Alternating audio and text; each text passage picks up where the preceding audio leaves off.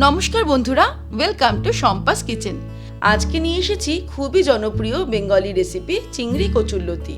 এই চিংড়ি কচুরলতি এতটাই সুস্বাদু হয় যে এক থালা গরম ভাত শুধুমাত্র এই পদ দিয়েই খাওয়া যায়। তাহলে চলুন শুরু করি। সবার প্রথমে কচুরলতি নিয়ে নেব। কচুরলতিগুলোকে আমাদের ছাড়িয়ে নিতে হবে। কিভাবে ছাড়াতে হয় একটু দেখে নিন।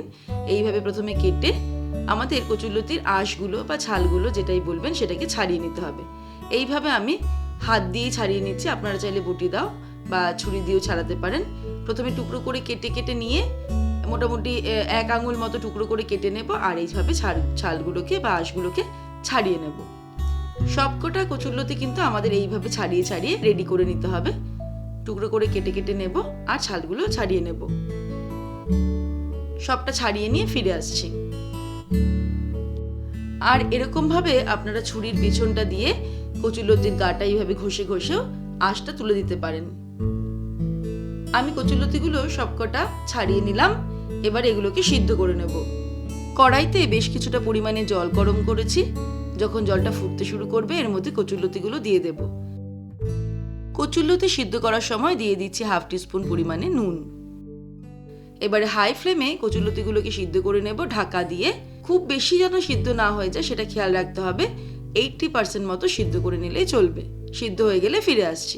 এবারে একটা মিক্সির জারের মধ্যে নিয়ে নিচ্ছি 10 কোয়া মতো রসুন, একটু বড় সাইজের রসুনের কোয়া, আর 5-6টা কাঁচা লঙ্কা দিয়ে দিলাম। কাঁচা লঙ্কার পরিমাণটা নিজেদের স্বাদ অনুসারে বাড়িয়ে বা কমিয়ে নেওয়া যেতে পারে।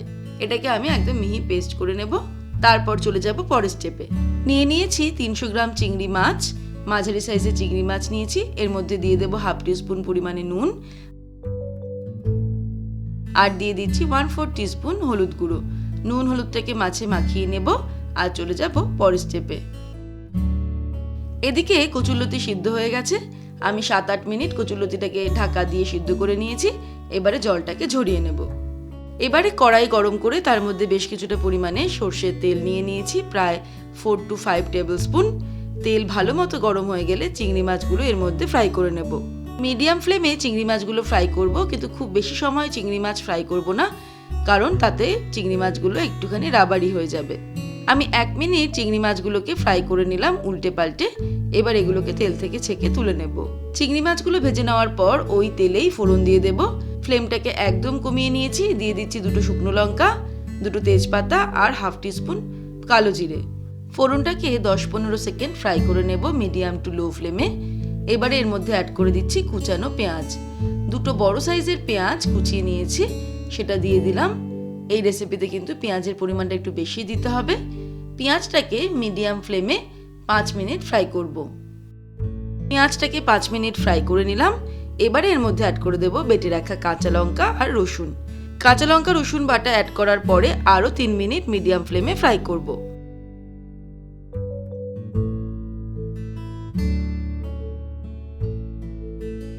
মিক্সির বাটিটা ধুয়ে সামান্য একটু জলও এর মধ্যে অ্যাড করে দিচ্ছি। তারপর এটাকে আবারও মিনিট 2 কষিয়ে নেব।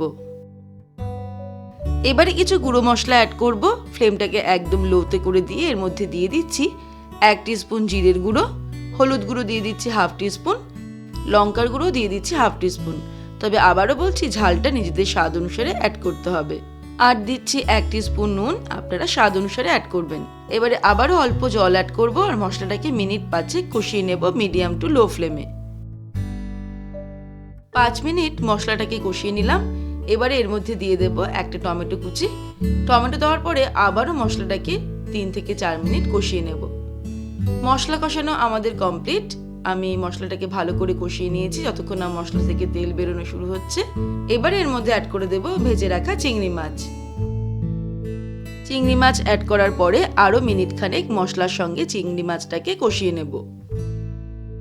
চিংড়ি মাছটাকে কষিয়ে নেওয়ার পর এবার এর মধ্যে সিদ্ধ করে রাখা কচুরলতি দিয়ে দেব। তারপর মশলার সঙ্গে ভালো করে কচুরলতিটাকেও মিক্স করে নেব নাড়তে নাড়তে। মশলার সঙ্গে কচুরলতিটাকে ভালো করে মিক্স করে নিয়ে রান্না করে নিলাম। এবারে এটাকে ঢাকা দিয়ে লো ফ্লেমে রান্না করব 5 মিনিট। 5 মিনিট পর ফিরে আসছি। 5 মিনিট হয়ে গেলে এবারে ফ্লেমটাকে হাইতে করে এই সময় স্বাদটাকে ব্যালেন্স করার জন্য দিয়ে দিচ্ছি 1/2 টিস্পুন পরিমাণে চিনি। আপনারা চিনির স্বাদটা না ভালো লাগলে অ্যাভয়েড করতে পারেন। আমি নাড়তে নাড়তে কচুরলতিটাকে আর মিনিট 2 রান্না করে নেব। যাতে জলভাবটা একদম শুকিয়ে গিয়ে তেল বেরোনো শুরু হয়। হাই ফ্লেমে 2 মিনিট নাড়তে নাড়তে রান্না করার পর ফাইনালি এর মধ্যে দিয়ে দিচ্ছি 1/4 টিস্পুন গরম মশলার গুঁড়ো। ভালো করে মিক্স করে নিয়ে ওভেনটাকে অফ করে দেব। আমাদের চিংড়ি মাছ দিয়ে কচুরলতি রান্না কিন্তু একদম কমপ্লিট। এবারে গরম গরম ভাতের সঙ্গে এটাকে সার্ভ করতে হবে।